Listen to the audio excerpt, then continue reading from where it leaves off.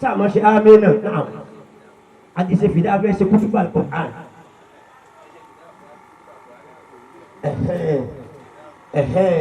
nísìnyí báyìí nísìnyí àjọ ṣe gbólóhùn àwọn istighatha wa qul istaghfiru rabbakum innahu kana ghaffaran yursilis samaa alaykum midraran wa yumdidukum bi amwalin wa banin wa yaj'al lakum jannatin wa yaj'al lakum anhara mọ́kànlá astaghfirullah ya Allah astaghfirullah ya Allah astaghfirullah ya Allah Allah astaghfirullah ya Allah ya Allah astaghfirullah Allah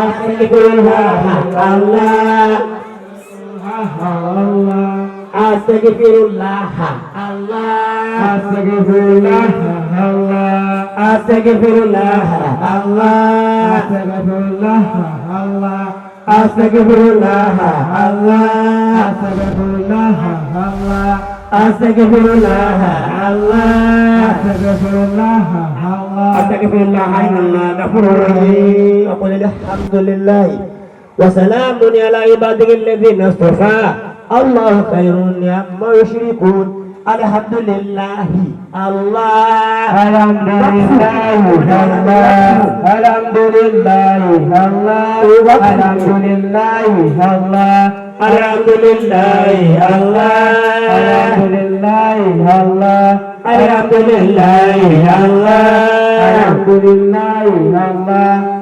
alhamdulillah Allah alhamdulillah Allah alhamdulillah Allah alhamdulillah Allah alhamdulillah Allah alhamdulillah rabbil alamin arrahmanir rahim wala tawa tani ko bismiya tawa meji dina suraman bajina fa tawa wala fa tawa المغضوب عليهم ولا الضالين آمين فقل الحمد لله لم يتخذ ولدا ولم يكن له شريك في الملك لم يكن له ولي من الذل وكبره تكبيرا سبحان الله والحمد لله ولا اله الا الله الله اكبر الله اكبر ولا حول ولا قوه الا بالله العلي العظيم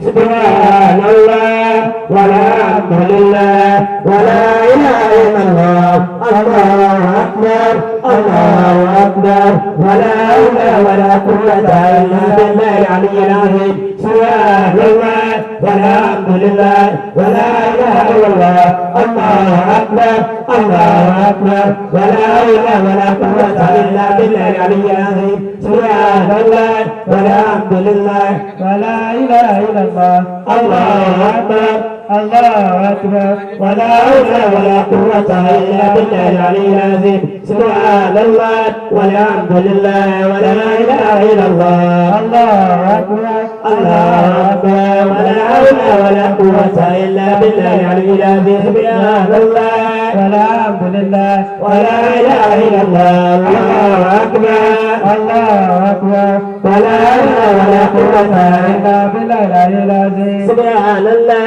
والحمد لله ولا اله الا الله الله اكبر الله اكبر ولا حول ولا قوه الا بالله العلي العظيم الحمد لله حقا الحمد لله شكرا الحمد لله رب العالمين الفاتحه بسم الله الرحمن الرحيم الحمد لله رب العالمين الرحمن الرحيم مالك يوم الدين اياك نعبد واياك نستعين اهدنا الصراط المستقيم صراط الذين انعمت عليهم غير المغضوب عليهم ولا الضالين امين امين فيكون امين سبحان ربك رب العزه عما يصفون وسلام على المرسلين والحمد لله رب العالمين اسمي باي كتبا لوكا ṣùgbọ́n sani ká tó ṣe kútúbà akọkọ àmọ́ lè kútúbà kọ́bùlà kìlá àwọn padà kìlá táwa kẹsẹ̀sẹ̀ kò búlù mo jẹ́ mọ́ pátá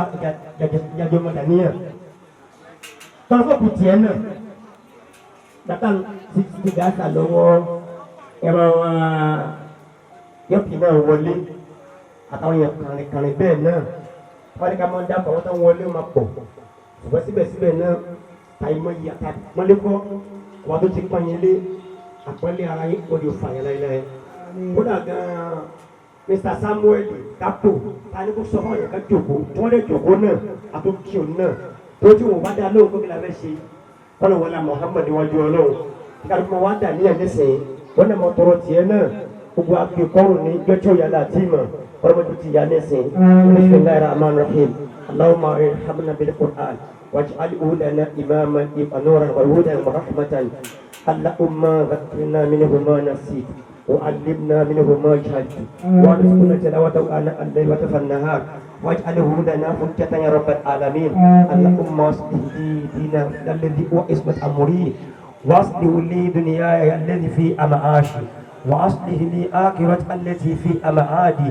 واجعل لي الحياة زيادة لي في كل خير واجعل الموت راحة لي من كل شر اللهم اجعل خير أمري آخره وخير أمل خواتمه وخير أيامي يوم ألقاك فيه اللهم إني أسألك عيشة أنية وميتة وسوية ومرة غير مقص ولا نور على المرسلين والحمد لله رب العالمين اللهم صل على سيدنا محمد فاتح لما وكلك والآتم لما سبحانك الناصر لك بلاك ولا بلا صراطك المستقيم وعلى آله أقدر العظيم سبحان ربك بالعزة عما يصفون والسلام على المرسلين والحمد لله رب العالمين أشياء آمين شيئا تينا آمين شيئا تواجه ونعني آمين شيئا تواجه اللهم آمين آمين Bagi syekh berapa baju belo. Amin. Aji kutuba loro ni apa atau wali berapa tuan. Wala hawla wala quwwata illa billah. Aji wasaid. Era gasuma mi ema bawa. Ila di bidati takiti. Wali takiti wali dia bo. Naam. Kayak aku. Uji kanyana lo. Emu tadi ufida. Ufida.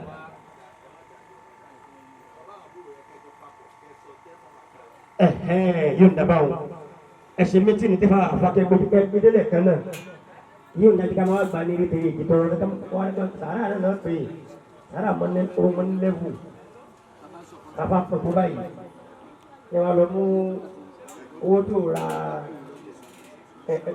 tó ra taari gbọ́ alámá taari ẹni bọ̀dọ̀ bọ́ àfáà lọ síbi tẹ̀ wọ́n náà máa ń lọ síbi tọ̀hún yẹn náà àtàrí àtàwọ́rẹ́ náà pè bẹ́ẹ̀.